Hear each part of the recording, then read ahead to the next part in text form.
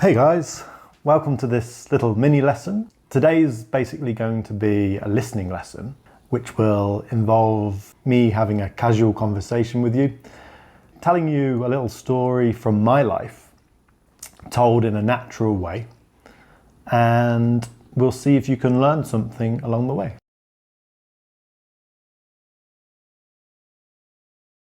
So, seeing as this is the first of these that I've done, I thought it might be a good idea to start by telling you how I got into teaching. So the phrasal verb get into, we use to talk about something that you started doing and you now do it a lot. So for example, I got into teaching, other people got into hairdressing, some people got into football or got into the gym, so that kind of thing. Anyway, I can tell you that it was never my intention to start teaching. I never thought of teaching English until 2016 when I was traveling around Vietnam. And I was on the rooftop bar of a hostel because this hostel was really good. Every day at 5 p.m. they would provide free beer to the guests. So you could find me and every other backpacker on this rooftop. And it was a great time for socializing and that sort of thing. So yeah, I went to get my free beer, and at the time I was solo traveling, which means I was traveling alone by myself. Didn't have any friends to travel with at that time. So yeah, I was looking for somebody to talk to. So I had a look around and I saw there was a few tables and there was a bunch of people that seemed quite friendly, so I just went up and stood with them, drinking my free beer.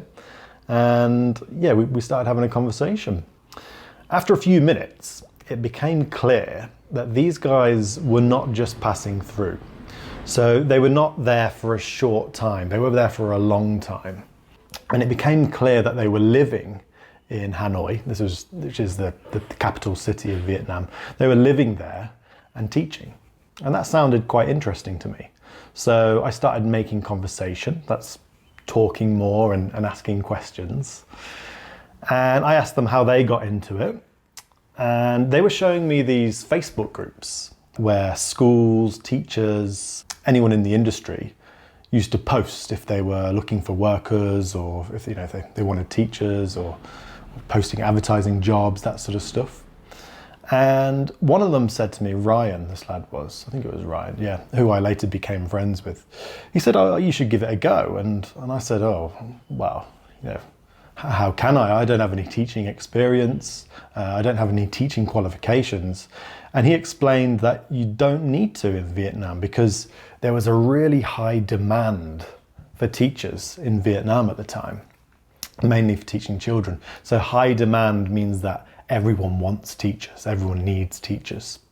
And Ryan said, as long as you are a native English speaker, which I am, I'm from England, and I think you needed a degree ideally, you get some sort of English teaching job, probably teaching young children. So anyway, we talked a little bit more about it, and then we changed the subject to talk about something else. And later that night, I don't really remember it very well, but I decided to post on one of these Facebook groups, advertising myself, saying that, I don't have much experience, but, I'm looking to learn and looking to teach, and I'm a native English speaker, I've got a degree and that sort of stuff. Anyway, fast forward to the next day, I was coming out of the hostel we were staying in, and Ryan, the lad that I was speaking to the night before, was going in. And he said to me, oh, you're right, Nathan, are you coming up for a free beer again? And I said, no, I can't. I'm going to work. So I was getting on the back of this motorbike, grab bike, they're like motorbike taxis they have in Vietnam. They have Uber and that over there, but most people use motorbikes because it's faster and cheaper. So yeah, I had managed to be interviewed and hired in less than 24 hours, and I was starting work on that day. So pretty impressive speed, really. So yeah, after that, I was teaching in Vietnam for about a year, really enjoying it and growing and learning more as on the job as you go. And I decided that maybe teaching might be a good thing to get into. So I went home the next year and I did my qualifications at the University of Warwick. And yeah, I guess the rest is history. So we use the expression, the rest is history, when the end of the story is obvious. And in this case, the rest is history because I'm still a teacher right now. So, hope you enjoyed that lesson. You got some good listening practice and learnt some new vocabulary. If you liked it, I'd really appreciate it if you click that subscribe button.